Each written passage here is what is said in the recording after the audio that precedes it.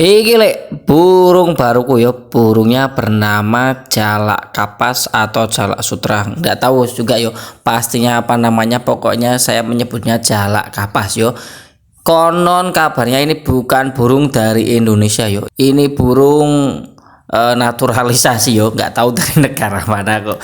Kata bakulnya sih dari luar negeri. Pokoknya ini perawatannya mudah, gampang doyan, fur langsung makan, ulet juga langsung dimakan. Oke.